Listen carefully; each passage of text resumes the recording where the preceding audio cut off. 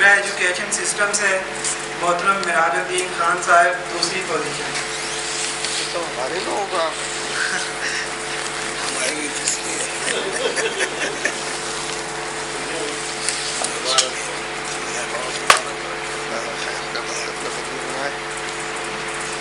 National education foundation سے جناب سرور خان صاحب تیسری پوزیشن میٹرک کے اندر.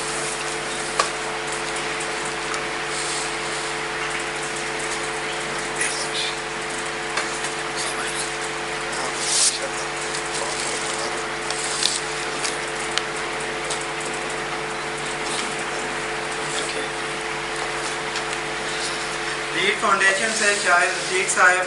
میٹرک کے امتحان میں دوسری پوزیشن.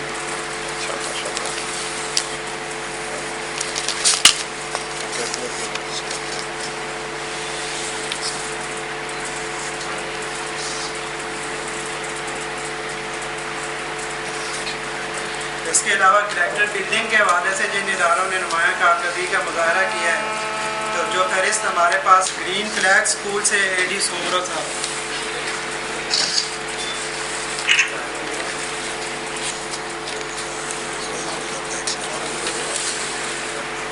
غزالی گروپ آف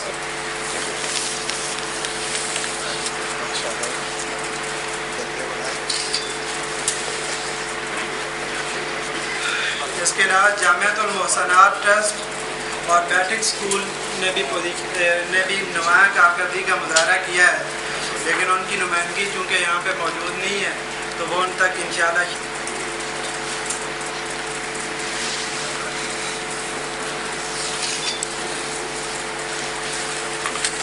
خطاب دیتا ہوں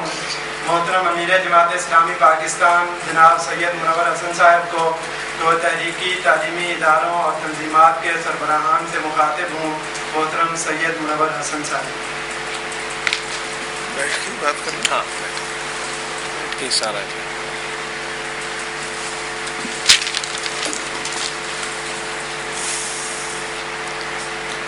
الحمدللہ رب العالمین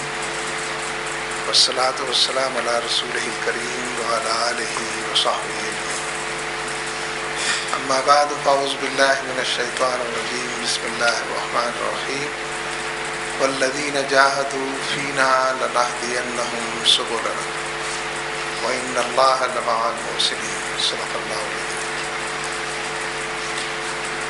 حضرات گرامی، میرے بھائیوں اور عزیزوں اور میری قابل احترام اور معزز بہنوں اور بیٹوں، صبح سے آپ کا یہ پروگرام جاری ہے. اگر میں منصورے میں ہوتا تو ضرور اس پروگرام میں کچھ زیادہ دیر تک شرکت کرتا تاکہ اپنے آپ کو ایکلیمیٹائز بھی کر لیتا اور جو وقت کی ضرورت ہے اس کے مطابق کچھ بات کرنے کی کوشش بھی کرتا. اب اس کے باوجود کہ مجھے کچھ نہ کچھ بتایا گیا ہے کہ صبح سے کیا ہوتا رہا ہے، کن سوالوں کا جواب لیا جاتا رہا ہے، لیکن ذہناً میں محسوس کرتا ہوں کہ جو کام آپ صبح سے کر رہے ہیں شاید اس کو اس کے تسلسل میں کوئی بات کہنا میرے لیے ممکن نہ ہو، لیکن میں ایک بظاہر اجنبی سی بات آپ کی خدمت پہ عرض کروں گا جو مکمل اگر اس وقت کے اندر ہو جائے گی انشاءاللہ تو زیادہ اجنبی بھی آپ کے لیے نہیں رہے. میری اس بات سے آپ اتفاق کریں گے کہ جن کاموں کو ہم پسند کرتے ہیں، جن بھلائیوں کو ہم جانتے اور خوب اچھی طرح پہچانتے ہیں، کم کم ان کی طرف رجوع کرتے ہیں. یہی معاملہ شخصیات کا بھی ہے اور یہی معاملہ اقدار کا بھی ہے. سارے لوگ سچ کے اوپر تقریر کرتے ہیں کہ سچ بولنا چاہیے. ہر استاد اپنے شاگرد سے یہی کہتا ہے، ہر بڑا اپنے چھوٹے سے یہی کہتا ہے، ہر باپ اپنے بیٹے سے یہی کہتا ہے کہ بیٹا سچ بولنا چاہیے. لیکن سب کو یہ بات معلوم ہے کہ پورا معاشرے کا کاروبار جھوٹ کے اوپر چل رہا ہے. سارے لوگ سود کی لعنت پر لعنت بھیجتے ہیں، برا بھلا کہتے ہیں، فحاشی اور یعنی بے حیائی کا گلہ کرتے ہیں. لیکن یہ بات کس سے مخفی ہے کہ یہ تمام چیزیں ہمارے ہی ہاتھوں ہو رہی ہیں. کچھ نہ کچھ ہم سب بھی ذمہ دار ہیں، لیکن ہمارے ہی بھائی بند ہیں، ہمارے ہی دوست احباب ہیں، ہمارے ہی عزیز و اقارب ہیں، جن کی وجہ سے معاشرے کے اندر سود بھی اور جھوٹ بھی اور فحاشی بھی اور بے حیائی بھی اور ظلم بھی، تمام چیزیں موجود ہیں۔ وجہ طور پر یہ سوال پیدا ہوتا ہے، اگر ہم ایک سروے کریں تو شاید 95-96% سے بھی زیادہ لوگ ان تمام برائیوں کو برائی کہیں گے، ان تمام اقدار کی نفی کریں گے، ان کے خلاف بات کرنے میں کوئی دقیقہ فروگزاشت نہ کریں گے۔ اس لیے وجہ طور پر یہ سوال پیدا ہوتا ہے کہ اگر معاشرے کے 90-95% لوگ ان تمام چیزوں کو غلط کہتے ہیں، کوئی بھی نہیں کہتا کہ بیٹا جھوٹ بولنا چاہیے، یہ معاشرہ جھوٹ پہ چل رہا ہے، جھوٹ سے چلے گا، اور یہ ساری خرابیاں جو ہیں بے حیائی فحاشی، یہ اس کے بغیر تھوڑی معاشرہ بنتا، کوئی کہتا نظر نہیں آتا، چاہے کر سب رہے۔ اس لیے یہ سوال تو اٹھنا چاہیے کہ یہ پھر سارے کام جو لوگ اس کی نفی کرتے ہیں وہی یہ سارے کام کرتے ہیں، اس کو کوئی نام دیا جائے، کیا کہا جائے اس کو؟ لیکن یہ حقیقت ہے کہ جو لوگ اس کی نفی کرتے ہیں، مذمت کرتے ہیں، برا بھلا کہتے ہیں، ہر حوالے سے اس کے خلاف بولتے ہیں، وہی یہ سارے کام کرتے ہیں، تبھی یہ سارے کام ہوتے ہیں۔ ہم ہی سود لیتے ہیں، ہم ہی سود دیتے ہیں، ہم ہی جھوٹ بولتے ہیں، ہم ہی اپنی خوشی غمی کی تقاریب میں وہ سب کچھ کرتے ہیں کہ جو معیوب ہے، جو برا ہے، جو غلط ہے، جس کو کچھ لوگ بدعت کہہ دیتے ہیں، کچھ اور نام دیتے ہیں۔ ظاہر ہے کہ یہ نتیجہ اگر اتنی آسانی سے میں نے نکال لیا اور آپ بھی اس نتیجے پر پہنچیں تو پھر تو زیادہ سنگین نوعیت کے سوالات ہمارے بارے میں ہمارے دل و دماغ میں اٹھنے شروع ہو جانے چاہیے کہ ہم جس معاشرے میں رہتے ہیں اس کی کیا خدمت کرتے ہیں۔ لیکن قطع نظر اس بات کے، یہ کہیں اور چلی جائے گی بات، صورت احوال یہ تو ہے کہ ہم جس معاشرے میں رہتے ہیں اس میں ایک نظام قائم ہے، اور بہت جلدی اس طرف توجہ دینے سے یہ بات سمجھ میں آ جاتی ہے۔ اگر آپ اجازت دیں تو عرض کروں کہ نظام کی حیثیت جو ہے معاشرے کے اندر خدا کی ہوتی ہے۔ نظام جو کہتا ہے لوگ کرتے ہیں، اس کے مطابق چلتے ہیں۔ نظام جمعے کی چھٹی کر دے تو جمعے کے فضائل اور برکات بیان ہونے لگتی ہیں۔ نظام جمعے کی چھٹی ختم کر دے اور اتوار کی چھٹی کر دے تو لوگ کہتے ہیں کہ قرآن میں لکھا ہوا ہے کہ جمعے کی چھٹی ہونی چاہیے، وہی لوگ دلائل بدل لیتے ہیں۔ یعنی یہ نظام جو ہمیں الٹے ہاتھ کی ٹریفک پر چلاتا ہے، اگر کل سے یہ طے کر لے کہ 1 مہینے کے اندر اندر لوگ تربیت لے لیں، سارا ٹریفک دائیں جانب چلا کرے گا، تو کچھ ایکسیڈنٹس ہوں گے، کچھ لوگ برا بھلا کہیں گے، کچھ احتجاج کریں گے، لیکن شروع ہو جائے گا اسی طریقے۔ لہذا جس معاشرے میں سود کا اور جھوٹ کا اور فحاشی کا اور ظلم کا اور بے حیائی کا نظام قائم ہوگا، اس میں بڑے بڑے نیک لوگ جو ہیں کافی برائیوں کے اندر لت پت نظر آئیں گے۔ یعنی نظام کی یہ خوبی ہے کہ اپنے مخالفین سے بھی اپنی پسند کا کام لے لیتا ہے۔ نبی اکرم صلی اللہ علیہ وسلم کے زمانے میں شریعت کا، قرآن و سنت کا نظام قائم تھا، تو جتنے منافق تھے وہ بھی باجماعت نماز پڑھتے تھے، جتنے فاسق تھے وہ بھی جہاد کے لیے نکلا کرتے تھے۔ اب یہ نظام الٹ گیا ہے تو جتنے متقی پرہیزگار ہیں وہ بھی کافی خرابیوں میں لت پت نظر آئیں گے۔ اسی لیے تو محاورتاً کبھی کبھی لوگ کہہ دیتے ہیں کہ داڑھی بھی رکھتے ہو اور یہ کام بھی کرتے ہو۔ یعنی کہنے والے نے کہہ دی بات، سننے والے نے سن لی، نہ اس کی صحت پہ کوئی اثر پڑتا ہے نہ اس کی صحت پہ کوئی اثر پڑتا ہے۔ لیکن اس بات کو جتنی دور آپ چاہیں لے جائیں کہ معاشرہ ایک نظام سے گورن ہوتا ہے، چاہے بیڈ گورننس ہو یا گڈ گورننس ہو، ڈیلیور کرنے کی صلاحیت نظام میں ہو یا نہ ہو، لیکن ایک نظام کچا پکا سچا جھوٹا معاشرے کے اندر موجود ہوتا ہے، وہی معاشرے کو چلاتا ہے۔ تو اس کا مطلب یہ ہوا کہ پھر تو نظام ہی بدلنا چاہیے نا۔ یعنی یہ ممکن نہیں ہے کہ نظام تو جھوٹ کا اور سود کا ہو اور معاشرے میں لوگ سچ بولتے ہوں، اور معاشرے میں لوگ بڑی اچھائیوں کے اندر اپنے کردار سے اس کا ثبوت پیش کرتے ہوں۔ یہ دنیا میں تاریخ کے اندر کبھی ہوا نہیں۔ دوسری بات یہ ہمیشہ ہوئی ہے کہ اس نظام سے قریب تر لوگ رہتے ہیں، لہذا بڑے بڑے نیک لوگ بھی اپنے آپ کو آئسولیٹ تو نہیں کرتے معاشرے سے، اپنے تقریبات کے اندر بھی وہ سب کچھ نہ کچھ چیزیں کر لیتے ہیں. بھائی آخر سب کے ساتھ رہنا ہے، برادری کو نبھانا ہے، لوگوں کے اندر نکو تو نہیں بننا ہے. بھائی ہمیں آخر رہنا تو یہی ہے، ہمیں انہیں خوشیوں غمیوں پر ہمارا سارا انحصار ہے. میرا اور آپ کا بھی، اور عام طور پر معاشرے کے یعنی کامن مین آن اسٹریٹ کا حال یہ ہے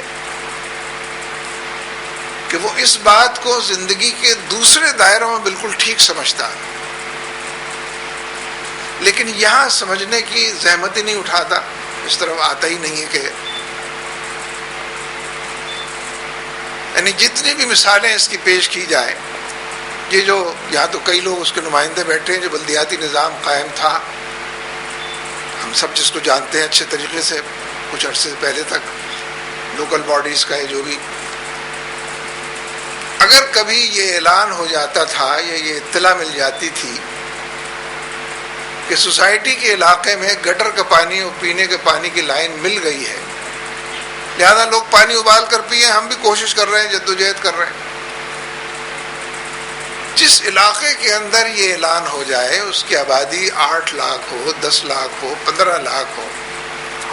آپ کو کوئی آدمی ایسا نہیں ملے گا، نہ ملا ہوگا کہ جو مسجد کے اندر کھڑے ہو کر اعلان کرے حضرات پینے کے پانی اور گٹر کی لائن مل گئی ہے، سب مل کر قرآن خوانی کرو، اور ایک قرآن ختم کرتے ہیں، نلوں کے اوپر دم کرو، جا کر پھونک مارو اس کے اوپر، نلوں کے گلے کے اندر تعویذ لٹکا دو. کوئی ایسی بیتوکی بات کوئی نہیں کرتا نظر آئے. سب کہیں گے کونسلر کے خلاف احتجاج کرو، بالٹیوں کا جلوس نکالو، اس کے گھر پر جا کر دھرنا دو. بالکل ٹھیک ڈائریکشن میں لوگ کا، کیونکہ لوگوں کو معلوم ہے کہ پینے کے پانی کی لائن اور گٹر کی لائن جو ہے وہ دعاؤں سے ٹھیک نہیں ہوگی، نہ قرآن خوانی سے ٹھیک ہوگی، نہ کسی تعویذ گنڈے سے ٹھیک ہوگی، چاہے ساری مسجد اسی کام کے اندر لگے. ان کو پتہ ہے یہ کام اس طریقے سے نہیں ہوا کرتا.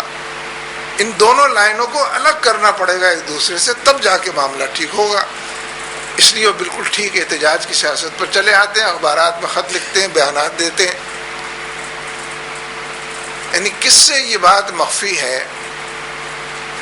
کہ جس باپ کی بیٹی کی شادی کی تاریخ طے ہو چکی ہو، اس کے ہاتھ پیلے ہونے کا وقت آ چکا ہو،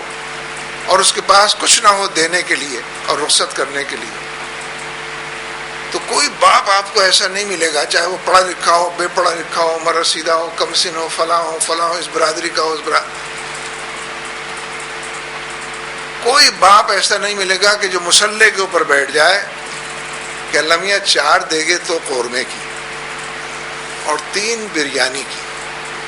اور 15 جوڑے کپڑے بھی چاہیے، اور 5 تولے سونا. اٹھوں گا نہیں یہاں سے جب تک کہ یہ نہیں ملتا. محرم والا دے کر دے مجھے. کوئی ہے ایسا باپ آپ نے دیکھا؟ ہر جگہ لوگ اس کی داڑھی پہ ہاتھ رکھتے ہیں، اس کے جا کے خوشامد کرتے ہیں، اس سے قرض لیتے ہیں، اس سے کمیٹیاں ڈالتے ہیں، اور لوگوں سے کہتے ہیں صاحب کچھ کریں خدا کے لیے. بالکل تاریخ وقت پر دعا بھی کر لیتے ہوں گے پھر، لیکن اصلاً تو جو تدبیر کا دائرہ ہے اس، یہ بات جتنی چاہیں آپ پھیلا لیں،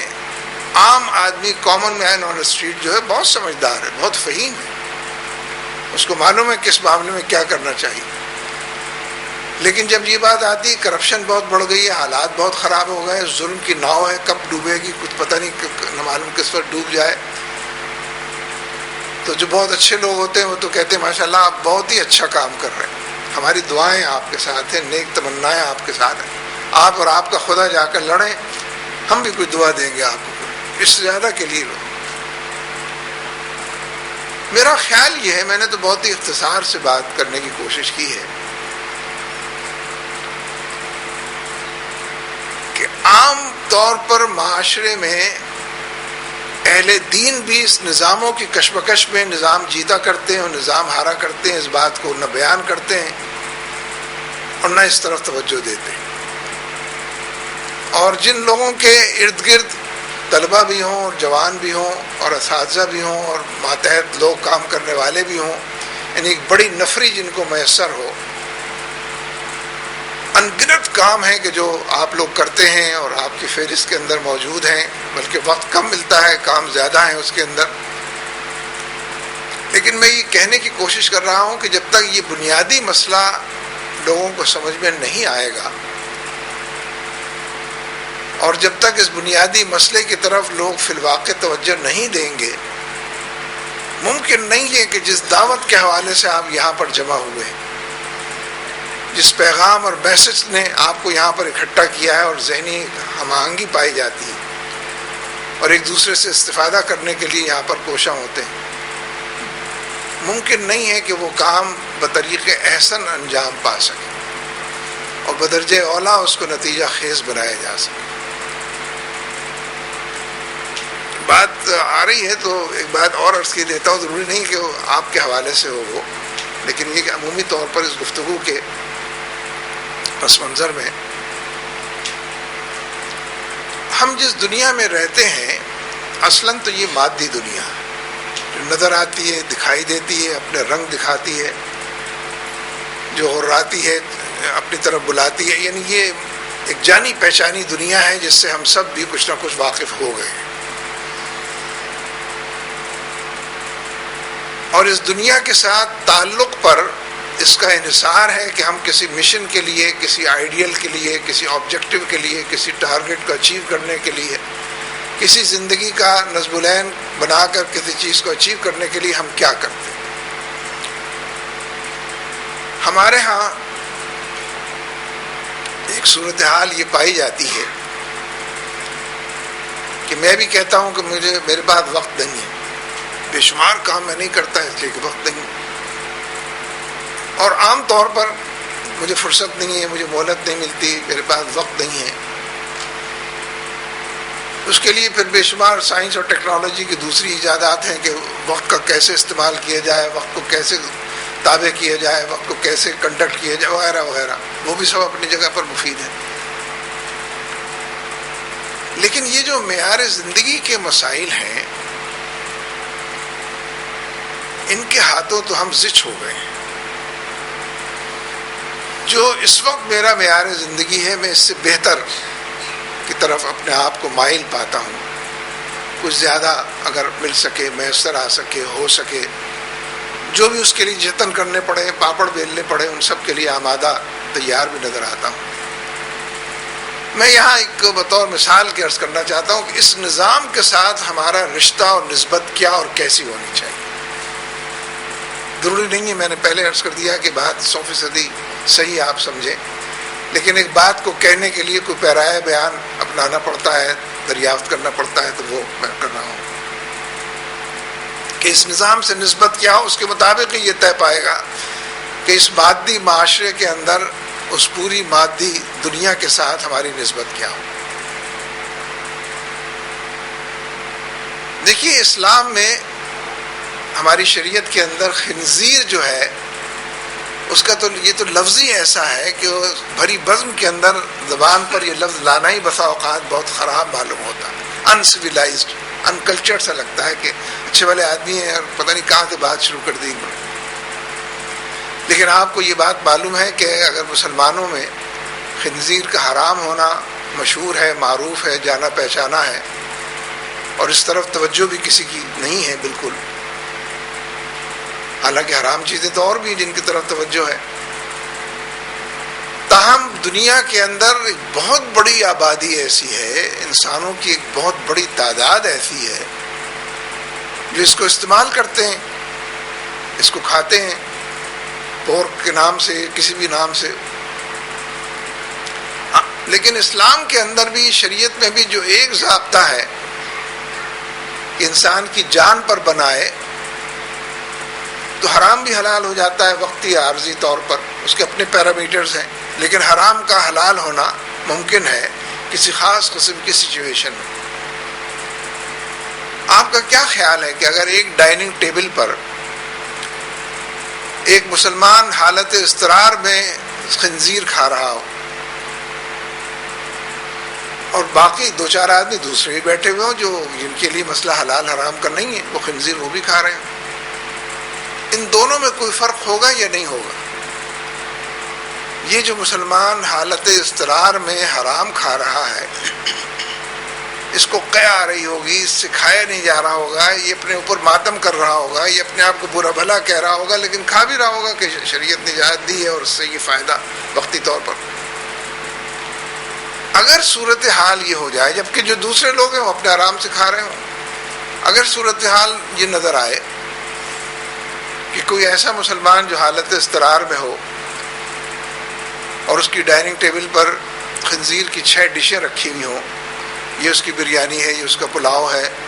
یہ اس کے شامی کباب ہیں، یہ اس کے کوفتے ہیں، یہ اس کا قورمہ ہے، اور کوئی پوچھے کہ قبلہ یہ آپ کیا کر رہے ہیں، اور وہ کہے صاحب آج کل تو میں حالت اضطرار میں ہوں، اس لیے حالت اضطرار کا وہ جو مجبوری ہے، ظاہر مجبور آدمی اور حالت اضطرار کے آدمی کے رویے، طور طریقے، اس کی پرائرٹیز جو ہیں بالکل مختلف ہوں گی اس کے مقابلے میں جو عام طور پر یہ کام کرتا ہی۔ میرا خیال ہے، مجھے اس سے بہتر کوئی مثال نہیں ملی، اس لیے یہ مثال میں نے عرض کی، میرا خیال ہے اس نظام کے ساتھ، جو نظام جس کے تحت ہم زندگی بسر کر رہے ہیں اور جس کو ہم تبدیل کرنا چاہتے ہیں، اور اس کے لیے ہمارے پاس دلائل ہیں، ایمانی، قرآنی، مسنون دلائل بھی موجود ہیں، اور اس کے پیچھے آپ کی، ہم سب کی جد و جہد ہے، اس نظام کے ساتھ ہماری نسبت حالت اضطرار میں جو نسبت حرام کے ساتھ ہو سکتی وہی ہونی چاہیے۔ اس کے نتیجے میں وقت آپ کا بچے گا، اس کے نتیجے میں بہت ساری تگ و دو اور جد و جہد کے حوالے سے آپ اپنے آپ کو نسبتاً فارغ پائیں گے۔ یعنی آپ سے مراد آپ ہی نہیں ہے، عمومی طور پر ایک بات کہہ رہا ہوں۔ اس لیے یہ بات بھی طے شدہ امر کے طور پر تسلیم کرنی چاہیے کہ لوگوں کو یہ بات بتائی جائے اور یہ بار بار توجہ دلائی جائے کہ جو نظام اس وقت قائم ہے اس کو کوئی نظام ہی تبدیل کر سکتا، نظام کا سبسٹیوٹ کوئی فلسفہ نہیں ہو سکتا، کوئی نظریہ نہیں ہو سکتا، کوئی اچھی خواہشات اور تمنائیں اس کی جگہ نہیں لے سکتی۔ نظاموں کی کشمکش میں نظام ہی فتح مند ہوتے ہیں، نظام ہی ناکام ہوتے ہیں، اور نظاموں کی کشمکش میں جتنا لوگ گڑ ڈالتے ہیں اتنا ہی وہ میٹھا پاتے ہیں، جتنی جد و جہد، محنت، کوشش، کاوش کرتے ہیں اتنا ہی نتیجہ اس کا نظر آتا ہے اور دکھائی دیتا ہے ہمارے۔ اس لیے میں نے چاہا کہ آپ کی خدمت میں اس سے ہٹ کر جو صبح سے شاید آپ بات کر رہے ہوں گے کوئی بات عرض کرنے کی جسارت کروں، اور میں اصل میں صبح سے جس میٹنگ میں شریک تھا اس میں یہ بات اس طریقے کی میرے ذہن میں آ رہی تھی، وہاں تو میں نہیں پیش کر سکا، ایک اور بات مجھے پیش کرنی پڑی وقت اور حالات کے تحت،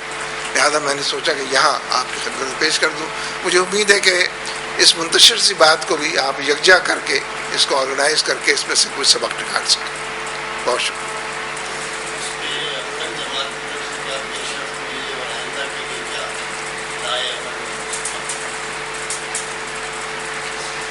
میرا خیال ہے یہ اتنا آسان اور عام فہم سوال نہیں ہے۔ یہ ٹھیک ہے کہ مولانا نے مختلف دائروں کے ساتھ ساتھ تعلیم کے دائرے میں بھی رہنمائی دی ہے، اور یہ بھی ٹھیک ہے کہ وقت گزرنے کے ساتھ بہت ساری چیزوں پر لوگوں نے عمل کرنے کی کوشش بھی کی ہے، کامیاب اور ناکام دونوں اس کو کہہ سکتے ہیں، اور بہت سارے دائروں میں لوگوں کو اس فہم سے آشنائی نہیں ہو سکی کہ جو تعلیم کے بارے میں ان کا فلسفہ یا سوچ تھی۔ وقت بھی بدلا ہے، تمدن بھی تبدیل ہوا ہے، 60-70 سال کا عرصہ بھی گزرا ہے، بلکہ 80 سال کا بھی کہا جا سکتا ہے۔ تو میں نہیں سمجھتا کہ اس سے استفادہ کر کے کچھ کام نہ کیا جا سکے، بلکہ میرا خیال یہ ہے کہ بہت سارے لوگ اسی کو سامنے رکھ کے، جیسے عطا اللہ چودھری صاحب بیٹھے ہیں، ان کا خیال ہے کہ بالکل اس کے مطابق ہی کام کر رہے ہیں۔ اسی طرح اور دوسرے لوگ ہوں گے جن کا خیال ہوگا کہ جزوی طور پر یا کلی طور پر انہوں نے اس نظریے کو یا فلسفے کو اپنایا ہے اور اس کے مطابق کچھ کیا ہے۔ تو کوششیں تو بہت سے لوگ کر رہے ہیں، کرتے ہیں، اور ظاہر ہے کہ وہ کوششیں بدرجہ اولا جماعتی کی کوششیں قرار پاتی ہیں، لیکن اس میں بے حد امپروومنٹ کی جو تجربے سے ہی ہو سکتا ہے ضرورت ہے، اور مجھے امید ہے کہ ہم سب مل کر اس پہ کوئی اضافہ کر سکیں۔ آپ اسے لوگ جیسے ہو گیا ہے اور اس کے ساتھ ترقی آئی ماس کا بول جاتا ہے، اس میں آپ رہنمائی کر سکتے ہیں کہ وہاں کی اسلامی تحریکیں ان کا تعلیم کے حوالے سے کیا کیا کام ہے تو اس سے ہم کچھ استفادہ کر سکتے ہیں؟ نہیں، یوں تو شاید اس پر بات نہ ہو سکے، اس لیے کہ ہماری تو نہ ہماری پرائرٹی تعلیم تھی کہ ہم اس پر بات کرتے، اور نہ ان کی پرائرٹی جو ہم سے وہ بات کرنا چاہتے تھے. ہم نے تو مصر میں سوائے بات کرنے کچھ اور کام نہیں کیا. کوئی تقریریں، کوئی اجتماعات، کوئی اس ٹائپ کی چیز نہیں ہوئی. صرف لوگوں سے ملاقاتیں، جو سارے ذمہ دار تھے، ان کی حکمت عملی کیا ہے، ان کی سوچ کیا ہے، ان کا تجزیہ حالات کا کیا ہے، بین الاقوامی بھی، قومی سطح پر بھی، جماعت اسلامی پاکستان سے ان کی نسبت کیا ہے، وہ ہم کو کیا فائدہ پہنچا سکتے ہیں، ہم ان کو کیا فائدہ ہے. یہ خود اس کے لیے 25-30 گھنٹے گفتگو کے چاہیے تھے، جو 5-6 دن میں مل سکتے تھے. تو وہ ہم نے اویل کیے ہیں، اور میں سمجھتا ہوں ہماری پرائرٹیز یہی تھی. لیکن یہ ضرور ہے کہ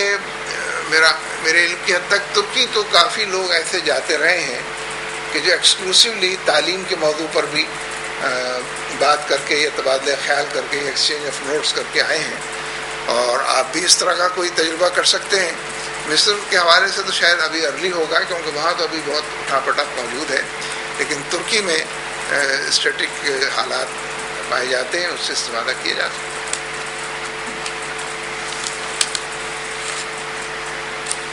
جی ہماری قومی صورت حال ہے ڈیمورلائزیشن، اس میں وہ والا ماڈل جو اخلاقی ماڈل ہے وہی میں شامل کر رہا ہوں، اور جو ویسے ہماری مدد کی گئی ہے پوری خبریں اس میں روزانہ ہے. مطلب اگر فزیکل فارم نہیں کرتا جب بھی ہمارے وقت کم کرتا ہے، اور لوگوں کی خدمتیں چھوٹ گئی ہیں. لوگوں کے اگر انہوں نے کسی بڑے مقصد کے لیے جدوجہد کرنی ہے تو ہمیں لوگوں کی خدمتیں بھی بنانی ہیں. ہم کوئی یعنی ہم تو ہمیں قوم ہی نہیں ہے نا، مطلب محسوس ہی نہیں. تھوڑی سی ذرا شاید میرا سوال جو ہے وہ بھی تھوڑا سا منتشر ہوگا، لیکن جو چیز ذہن میں ہے وہ یہ کہ اس میں ہمیں شاید 2 pronged اسٹریٹجی کی ضرورت ہے، 2 طرف سے. یعنی ایک تو ہم نظریاتی کام کر رہے ہیں، وہ بھی بہت ضروری ہے، اور ظاہر ہے وہی ہمارا مقصود ہے جس کے لیے ہم یہ سارا جو بھی یہاں جتنے لوگ بھی جمع ہیں وہ اسی کے لیے تعلیم میں بھی ہیں. لیکن اس کے ساتھ ساتھ ایک جو دوسرا پہلو ہے ہماری قوم کا اس وقت، وہ اس کی ڈیمورلائزیشن ہے. بحیثیت پاکستانی قوم کے ہم بالکل کولیپس کر رہے ہیں. ذہن ہمارے جو ہیں وہ بالکل منتشر ہو چکے ہیں کہ کوئی کیا قومی ایجنڈا بھی ہے، کیوں ہم ہیں، کیا ہے، اس کے اوپر ہی ہم تذبذب کا شکار بنا دیے. تو ایسی صورت میں آپ نے ترکی کی بھی مثال دی. دیکھیں نیشنل پرائڈ بھی ان کے اندر کوئی باقی ہے، کوئی قومی ان کے اندر تشخص بھی باقی ہے، کوئی اپنی قوم کے اوپر اعتماد بھی باقی ہے، جو ہمارے ہاں سارا متزلزل ہو چکے ہیں. تو یہ جو دوسرا کام ہے کہ کوئی نیشنل پرائڈ کے اوپر بھی کام کرنا، اپنے لوگ جو ہمارے لوگ ہیں، سب سے بڑا جو ہمارا رونا ہے ہماری حکومتوں کا اور ہمارے لیڈروں کا، وہ یہ ہے کہ ہم اتنی بڑی تعداد میں 18 کروڑ کہ ہم کچھ نہیں کر سکتے، جبکہ دنیا یہ دکھا رہی ہے کہ جہاں پاپولیشن ہے اکانومیز وہاں شفٹ ہو رہی ہیں، اور جہاں پاپولیشن نہیں ہے یا کھڑی ہے کی جگہ پہ، وہاں سے اکانومیز کولیپس ہو رہی ہیں. پوری کی پوری جو ہے وہ ایشیا میں اکانومی آ گئی ہے، چین میں آ رہی ہے، بنگلہ دیش میں آ رہی ہے، انڈیا میں آ رہی ہے، فلپینز میں آ رہی ہے، ویتنام میں آ رہی ہے. جہاں پاپولیشن ہے وہاں آ رہی ہے. سب سے بڑا ہمارا مسئلہ جو ہے، ہماری سب سے بڑی جو اللہ تعالیٰ نے ہیومن ریسورس دی ہے، اس کے زیاں کا شاید یہ پھل ہے جو ہمیں ملے. تو اس ہیومن ریسورس کو ڈیولپ کرنے کا کام، اس میں شاید کبھی کبھی جب آپ کی طرف سے یہ والی بات ہم نے بھی سنی معیار زندگی کے حوالے سے، جب ہم ترکی بھی جاتے ہیں تو وہ بتاتے ہیں کہ جی ہماری ترقی ہے کہ ہمارا معیار زندگی یہ سے یہ ہو گیا، ہم یہ تھے 4 سال پہلے، آج ہم یہ ہو گئے. معاشرتی طور پہ، معاشی طور پہ ہم نے اپنے آپ کو مضبوط کیا، ہم نے اپنے لوگوں کو اسکلس دی ہیں، ان کو ہم نے صحیح ڈائریکشن میں لگایا، ہم نے اپنی اکانومی کو وائبرنٹ بنایا. ہم قرض ادار کی اکانومی پہ تھے، اس سے ہم آزاد ہو گئے، اور ہم نے ایک نیشنل پرائڈ لوگوں کے اندر جو ہے پیدا کر دی، اور اسی لیے ہم کامیاب ہو گئے. تو اگر ہم اس کو اکنامک پیکیج کے ساتھ منسلک نہیں کریں گے، میں یہ آپ سے نہیں اس میں کوئی اختلاف کر رہا کہ جی ہمیں اس حرام کے اندر پڑ جانا چاہیے، یہ ظاہر ہے کہ غلط راستوں میں، لیکن اگر ہم اپنے اکنامک پیکیج کے ساتھ شامل نہیں کریں گے اپنی دعوت کو، اور اس کے ہم لوگوں کی اسکلز ڈیولپمنٹ میں، اور لوگوں کو اس میں کہ وہ اپنے خاندان کے کفیل بنے باعزت روزگار کے ذریعے، تو شاید بہت مشکل ہوگا کہ ہم لوگوں کو اس دلدل سے نکال سکیں. پھر ان کے پاس سوائے غلط راستے اختیار کرنے کی کوئی راستہ بھی نہیں رہ جاتا. یہ میری پتہ نہیں سوال ہے یا ویسے ہی میں نے اپنے خیالات سے اظہار کر لیا ہے، لیکن آپ کے سامنے پیش کرنا چاہ رہا ہوں. دیکھیے، ترکی پہ جب آپ بات کریں تو پہلی بات یہ ہے کہ وہ قومیں جو کبھی غلام نہ رہی، ترکی کبھی غلام نہیں رہا، اور یہی حال افغانستان کا بھی ہے، وہ بھی کبھی غلام نہیں رہا ہے تاریخ کے. جو قومیں کبھی غلام نہ رہی ہوں اور جو قومیں کبھی غلام رہی ہوں، ان دونوں کے رویوں کے اندر، طور طریقوں کے اندر، لائف کو کنڈکٹ کرنے کے اندر، سوسائٹی کے ویلیوز کے اندر زمین و آسمان کا فرق ہوتا ہے. اس لیے ترکی سے بات شروع کریں تو بہت ساری باتیں پہلے اس سے کر لینی چاہیے. دوسری بات جو آپ نے فرمائی ہے نا، اس میں یہ بات بڑی اہم ہے کہ ریاست کا ایک رول ہوتا ہے، پرائیویٹ سیکٹر کا دوسرا رول ہوتا ہے. ریاست اگر یہ کہہ رہی ہو، ریاست سے متعلق لوگ یہ بات کہہ رہے ہوں کہ ہم نے یہ کیا، ہم نے وہ کیا، ہم نے لوگوں کا معیار زندگی بڑھایا، تو وہی بڑھا سکتے ہیں. عام طور پر پرائیویٹ سیکٹر کے اندر یہ کام نہیں کیا جا سکتا، اس لیے کہ حکومتی پالیسیز اس کو کرنے نہیں دیتی. لیکن مجھے بھی پتہ نہیں، میں نے آپ کے سوال کا جواب دے رہا ہوں یا کوئی اور بات کر رہا ہوں، لیکن میرا خیال ہے ہم ہیں کم و بیش ایک ہی فریکوینسی پر، یعنی بات ایک ہی کرنے کو. تحریکوں کے رویے مختلف ہوتے ہیں، ریاستوں کے رویے جدا ہوتے ہیں. تحریکیں اپنے ابتدائی زمانے میں پہلے دوسرے گیئر کے اندر گاڑی کو ڈالنے کے بعد ریاستوں والے خواب دیکھنے لگ جائیں تو وہ نہ تحریک رہتی ہے نہ ریاست بن پاتی. اس لیے وہ مشکلات کو برداشت کر کے، آزمائشوں کو جھیل کر، حالات کی خرابی کا سامنا کر کے تحریکیں جو ہے کامیابی کے مراحل طے کرتی ہیں. ان دونوں کی خصوصیات ایک جیسی نہیں ہوتی، ریاست کی اور تحریک کی. اس لیے جب تحریک ریاست بھی بن جائے تب بھی بے شمار چیزوں میں ان کو کنڈکٹ کرنے کے قاعدے ضابطے الگ ہوتے ہیں، یعنی جن کے رتبے ہیں سوا، ان کی سوا مشکل ہوتی ہے. ترکی کے بارے میں تو ابھی یہ کہنا ہی قبل از وقت ہے کہ وہاں جو لوگ برسر اقتدار ہیں وہ تحریک اسلامی ہیں. زیادہ تر لوگوں کی یہ رائے نہیں ہے کہ وہ تحریک اسلامی اچھے لوگ ہیں. مسلم لیگ نون اقتدار میں ہمارے یہاں آ جائے، بہت سارے اچھے کام کرنے لگ جائے تو تحریک اسلامی نہیں بن جائے گی، وہ مسلم لیگ ہی رہے گی جتنا بھی کچھ کرے. ویسے تو وہ آئے گی نہیں، اور آئے گی تو کرے گی نہیں، اور دونوں کام وہ کر چکی ہے، آ بھی چکی ہے، نہ کرنے والا کام بھی کر چکی ہے. لیکن یہ کہ یہ فرق محفوظ رکھنا ہوگا کہ جن لوگوں کو نکال دیا وہ تو تحریک اسلامی تھے. نجم الدین اربکان اینڈ کو تحریک اسلامی تھی جو زیرو پر آ گئے. تحریک اسلامی معلوم تھی، معروف تھی، پچھلے 50 سال سے جانی جاتی تھی. اسی کے لوگوں نے اپنے نام بار بار بدلے. اسی کے عدنان مہندریز تھے کہ جو پھانسی کے تختے پر لٹک گئے. تو اگر ہم کسی کو اقتدار میں دیکھ کر اور اس کے حالات ٹھیک سمجھ کر اس کو تحریک اسلامی بھی کہنے لگ جائیں، ظاہر پبلکلی ہم اس سے گریز کریں گے جو بات میں یہاں کہہ رہا ہوں، اس لیے کہ اس کا مفہوم کچھ اور نکلے گا. لیکن ہمیں تو کم از کم سمجھنا چاہیے. ہمارے تعلقات ان سے بھی بہت اچھے ہیں، بڑا اچھا کمیونیکیشن ہے، تمام معاملات میں ہم کو دعوت دیتے ہیں. لیکن نجم الدین اربکان کی پارٹی، پھر انہوں نے جن کو اپنے ہاں آگے بڑھا دیا تھا اور پھر ان کو نکال دیا تھا، ان کی پارٹی، ان دونوں کے بارے میں تو کچھ نہ کچھ کہا جا سکتا ہے کہ یہ ریاست کتنے ہیں. تحریک تو وہ جتنے ہیں سب کو نظر آتا ہے، اور ملکی انتخابات کے اندر ان کی جو پوزیشن بنی ہے وہ زیرو پر چلے گئے ہیں عملاً.